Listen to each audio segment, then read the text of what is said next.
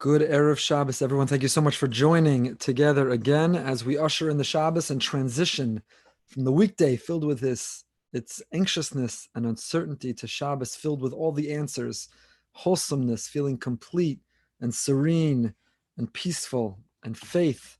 If only we can have Shabbos more often, but alas, it is a treasure that was designated for us only once a week and not each and every day. I want to thank our generous sponsors, Mendy and Sipora Fishman, my dear friends. There's a schus for Chaya Rivka Basti Pora Fredel.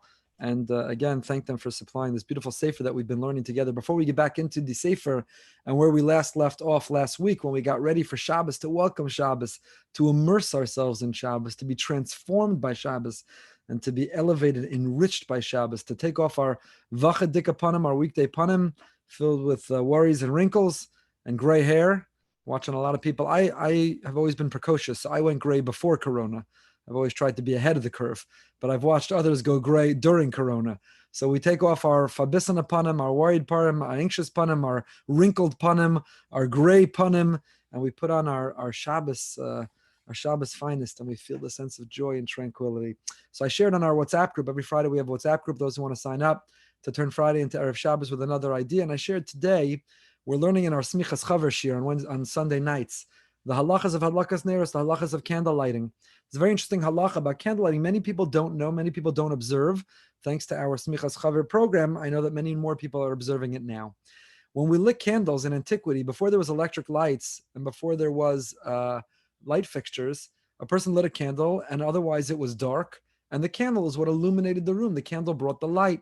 So as the sun was setting on Friday, it was the lighting of the candle that provided the honor, the glory.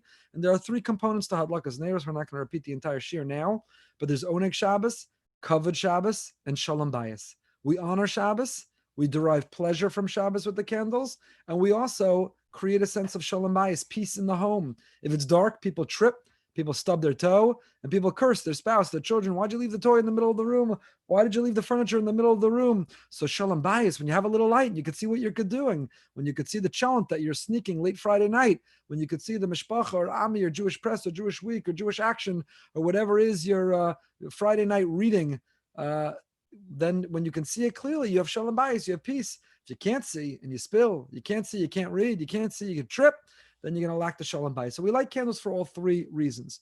But the truth is, in our time where you have electric lights, in our time where it's already light in the room, what illumination are the candles offering? What do the candles contribute? So this is a machlokas between the Mechaber and the Ramah. This goes back 400 or 500 years, a debate. Tosefes, or when you add light to existing light, does that enough to warrant making a bracha? Is that enough to fulfill the mitzvah of Hadlakas Neiros? Based on this, which we're not going to get into in depth, however, modern day poskim suggest, some require, Rav Shechter, others suggest, that before lighting the candles, a married woman, the wife normally lights the candles, a single man, the man lights the candles. Before you light the candles, you turn the lights in the room off. You turn them back on with the intent that you're fulfilling lighting candles. Then you, without interruption, go light the candles, make the bracha, and have in mind that the bracha is chal. The bracha applies both to the candles and to the electric lights as well. It solves a halachic dilemma to do it this way. A person has to be mindful. If you haven't done it this way your whole life, be mindful, turn all the lights off, turn them back on, and then you don't have to worry that your candles aren't expanding or contributing because already enough electric light. The electric light itself is an expression of the fulfillment of lighting the candles, so to say. And so you turn the lights off, turn them back on with the intent of doing so to honor the Shabbos, then you light the candles, you make the bracha, and you're good to go. You've solved a halachic dilemma. But I wrote in the WhatsApp group, to me, we solve more than just a halachic dilemma. To me, you transform the light of the home. You're no longer carrying the light of the weekday. It's not the same light from Friday, Thursday, Wednesday, Tuesday. It's not the same light that you ate dinner in the kitchen instead of the dining room. Not the same light that you had certain conversations, wore certain clothing, had certain worries, felt certain incompleteness. No, you turn that light off. You disconnect and disassociate from the light, from the influence, from the impact, from the flow of electricity that was from the week. And when you turn that light back on and you have in mind you're doing so Kavod Shabbos, not only are you accomplishing a halachic, not only are you solving a halachic dilemma, but you're transforming the home. The illumination, the light in the home, the Tosefes Or, the extra light in the home is now all the electric light and the candles are uniting, they're partnering, they're collaborating. There's a synergy as they bring the light of holiness and the light of purity and the light of peace and the light of faith and the light of serenity into our home. Okay, back to the text that we were learning, which is the Be'er HaChaim, which is the great Rav Melech Biderman on Shabbos. Last left off that Shabbos is even greater. It's even greater than Yom Kippur. Certain forgiveness that you can only achieve on Shabbos, you can't achieve on Yom Kippur. Yom Kippur doesn't mechaper. It can't atone for certain things that Shabbos can atone for. I thought yesterday on the fast day, you know what atones for everything?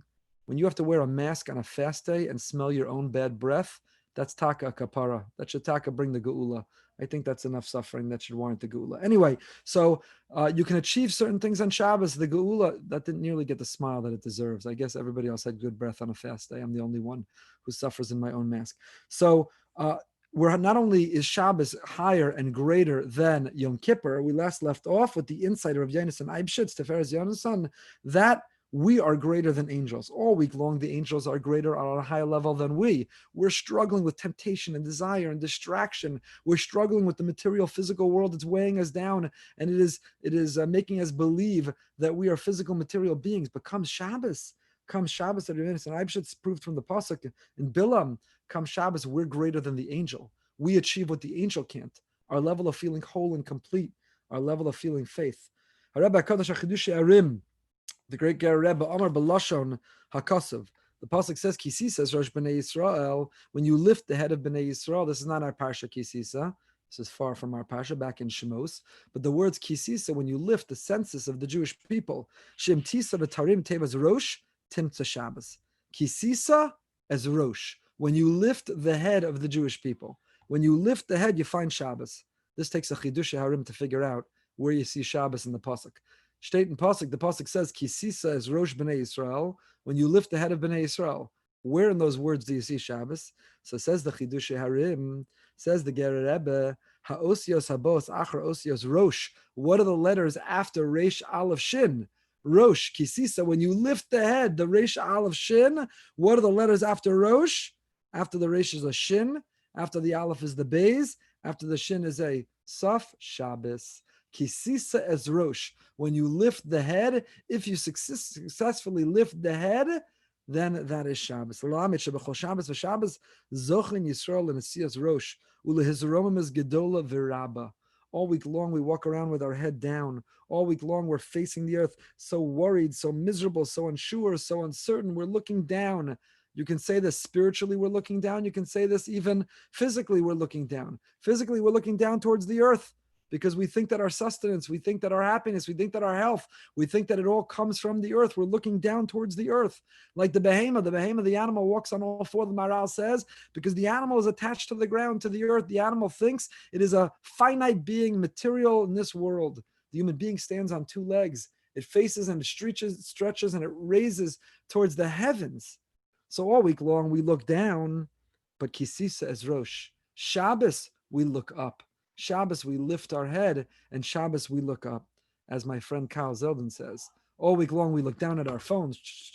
We're looking down. Oh, Shabbos, we finally look up. We say, what? I have beautiful children. I didn't notice them all week long. I was on my phone. I have a wonderful spouse. I have a beautiful home. I have incredible svarim. I have beautiful delicacies. Oh, I have my health. Look how much there is to notice all around me if I just lift my head up out of that fakakta phone. If I just lift my head up out of the technology. Kisisa is Rosh. Geschmack. Thank you, Kyle. Kisisa is Rosh. If I just lift my head. And what are the osios after Rosh? Shin Beis Taf. Shabbos. Shabbos gives me the koach. Shabbos gives me the space, the margin, the strength to lift my head out of the technology, lift my head out of the doldrums, lift my head out of the news, lift my head out of the latest data, to lift my head and see the brachas that are all around me. The Ari HaKadosh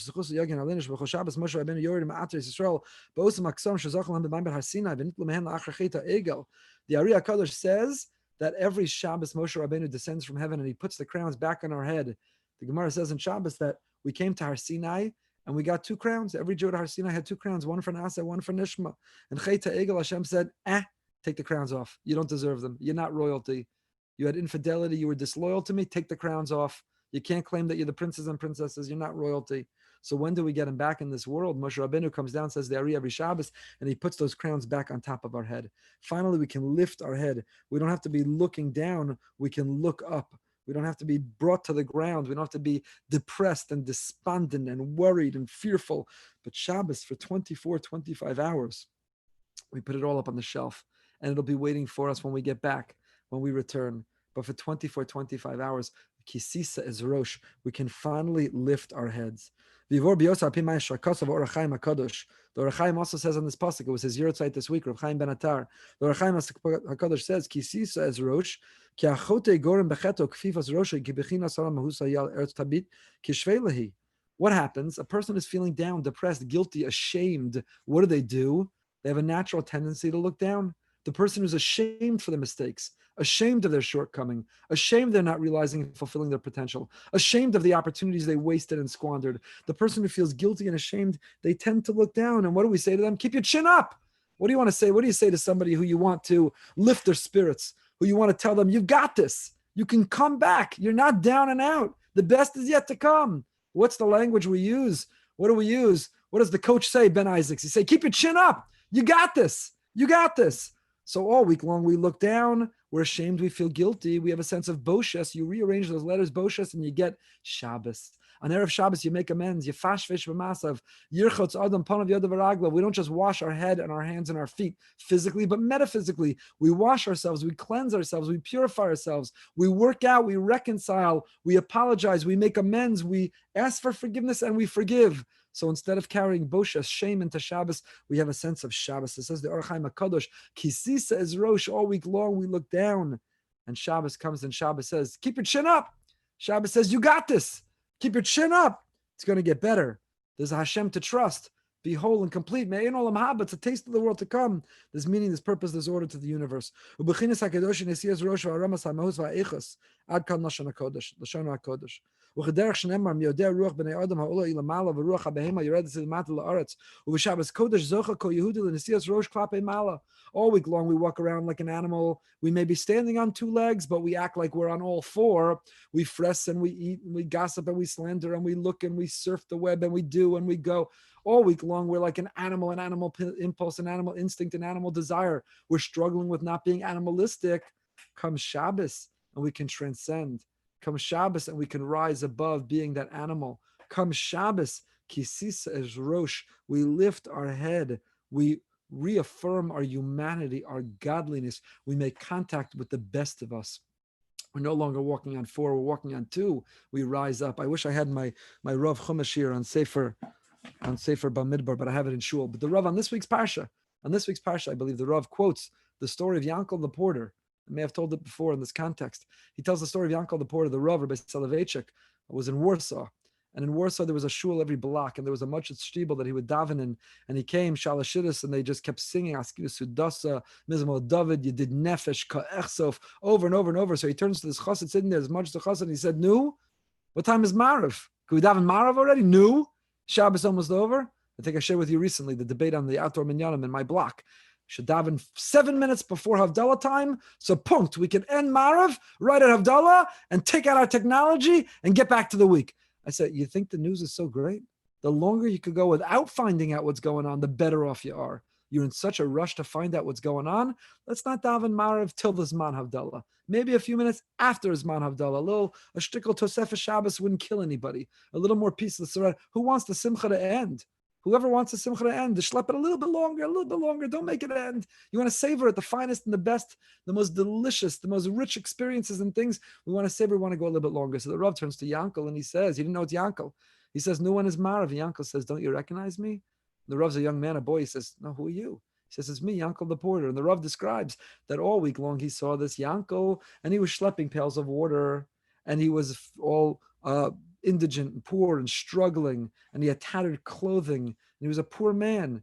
And here he sees this regal man, and he says Yankel was wearing a bekasha that had more holes in it than it had fabric. That was the bekasha, and yet he looked like royalty. He looked like a king, a prince. He didn't recognize him. And Yankel said to him, what are you in such a rush? And he says, isn't Shabbos almost over? And Yaakov said to him words that he never forgot and transformed his observance of Shabbos from then on, and mine ever since I read it from the Rav. And he turned to the Rav and he said, do you love the weekday so much that you can't wait for Shabbos to end? Do you love your weekday so much that you can't wait for Shabbos to end? Kisisa is Rosh. Do you can't wait to hang your head again? You can't wait to look down again. You can't wait to open the technology. You can't wait to find out the news. You can't wait to have the worries and the concerns and the anxieties again, the pressures and the competition again. Do you love the weekday so much that you can't wait for Shabbos to end? Kisisa is Rosh. Shabbos gives us the ability to lift our head, turn the light off and back on, and turn it back on, the covered Shabbos. Don't just solve the halachic dilemma of Tosefes or how will my candlelighting contribute to the electric illumination. Turn it off and turn it back on and transform your home. You'll say, what's the difference? It was lit and it's lit again. What's the difference? The answer is you need to become lit. You need to become on fire. You need to illuminate. You need to put on your Shabbos panim. You need to disconnect from the weekday and all that it stands for and represents, and tap into and turn on Shabbos and all that that represents, because please God, it'll bring the redemption that we all crave. Wishing everyone a happy, a healthy, and a holy Shabbos. Until next Friday, have a great Shabbos and a great week.